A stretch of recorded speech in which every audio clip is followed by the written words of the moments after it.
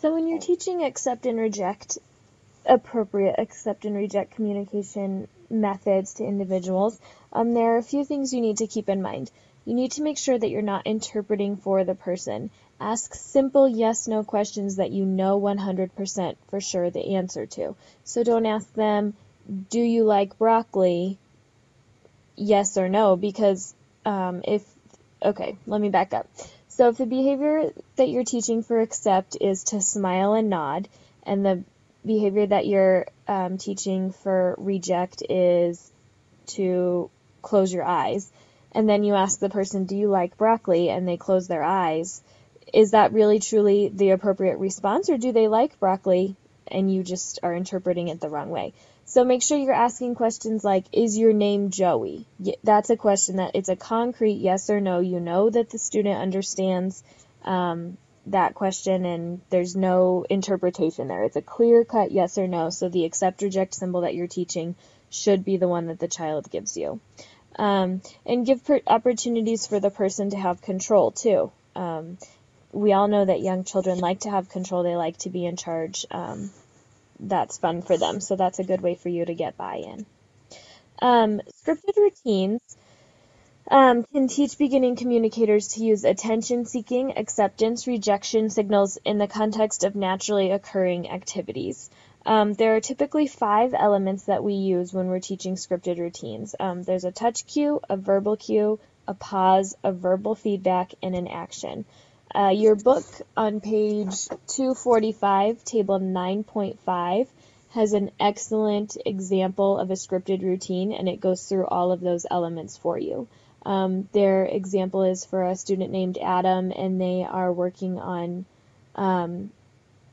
teaching him like a getting dressed sequence. And so it goes through for you the touch cue for each step, the verbal cue, the pause cue, the verbal feedback, and the action. The touch cue is generally you're providing information that is going to happen before each step in the routine. So in this example, Adam is in the car and they're rubbing the seatbelt under Adam's elbow, and then they're going to release the buckle so that the sound is made. So the rubbing his elbow would be the touch cue. The verbal cue is what you are going to say to the student. They're going to say, it's time to get ready for swim.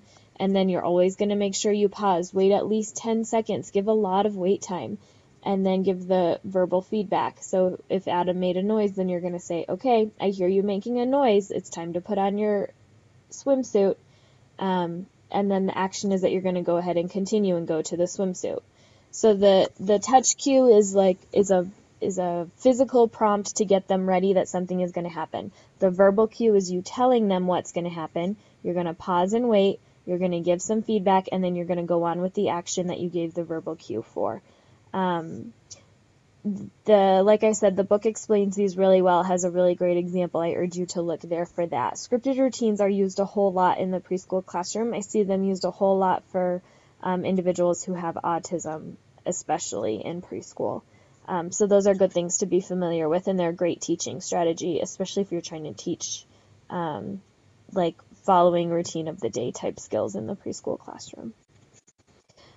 Gesture dictionaries, these I keep in I put sticky notes on the data sheets that I keep on my clipboard for my kiddos who are nonverbal, and it's anytime I see them using a communicative signal and what it means, and then a suggestion for appropriate response. So the sand example, if I saw a kid throw sand in his face, I'm going to write that down on my sticky note and put, and then I'm going to put under it, need to teach, ask for a turn. So just to keep myself fresh and remember what's going on and things I need to teach, because things happen so fast and you're in the moment and you can't always remember those details later. So I use sticky notes on data sheets. You can do it however you would like, but keep those gesture dictionaries, and every time you see your student who is nonverbal using a behavior that's not appropriate, think about what communication strategy you can teach them to turn it into something that is appropriate. To introduce symbolic communication, you need to first establish a joint attention. You're going to hold objects in the person's line of vision. So if you are going to have joint attention on on a set of blocks. You're going to hold up 2 blocks within the person's line of vision. You're going to say, look, here are the blocks. We're going to play with blocks. If you're going to use visual schedules don't have to be pictures. You can use real objects. If your routine for therapy that day is first you're going to color, and then you're going to read a book, and then you're going to play a game, line those objects up on the table and tell your client, first we're going to color, then we're going to read this book, last we'll play this game. It's also important, people tend to make visual schedules and just give them to kids and expect them to know what to do with it, but you have to teach what a visual schedule is.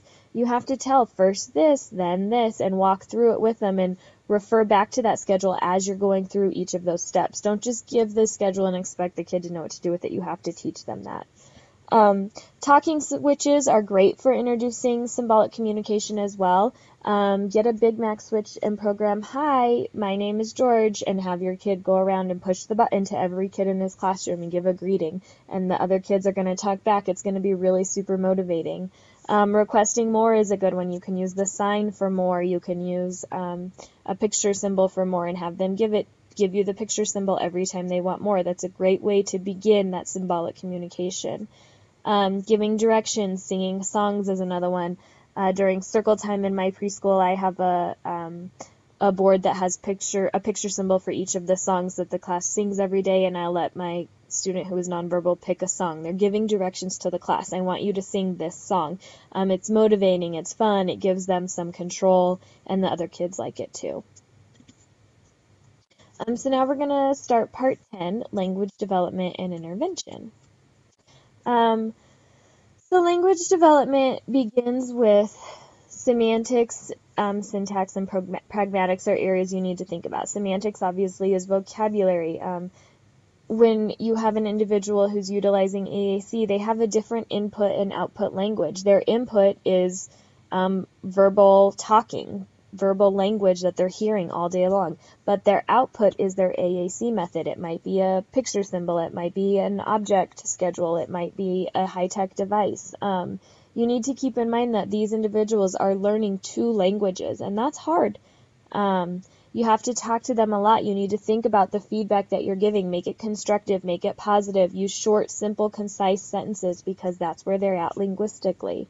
The syntax that you're using, again, the telegraphic messages, short, simple, to the point.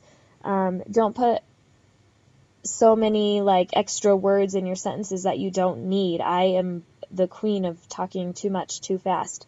You need to really be aware of making sure that you're not doing that with these individuals because, like we said, they're learning 2 languages.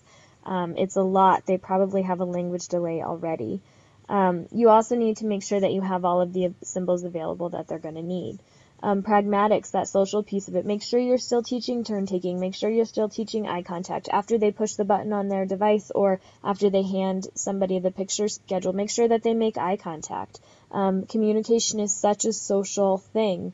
So don't forget to teach those pragmatic skills of turn taking and eye contact and all of those things to your individual who's using AAC as well. Supporting language learning.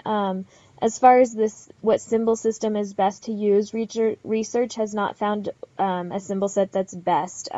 It's really case by case, child by child dependent. Figure out what they like. Some kids love board maker symbols, some kids love symbol sticks, some kids love real pictures. Whatever they're going to use and understand and be motivated by, go with it. These are different organizational strategies. There's the semantic, syntactic grid displays. So that's when you're placing symbols on a board based on their typical word order. So you'll have the pronouns first and then the verbs, the subject, the verb, and then the object. So I like broccoli. And it'll be placed on the device in order from left to right, just like when you read and have a sentence that way.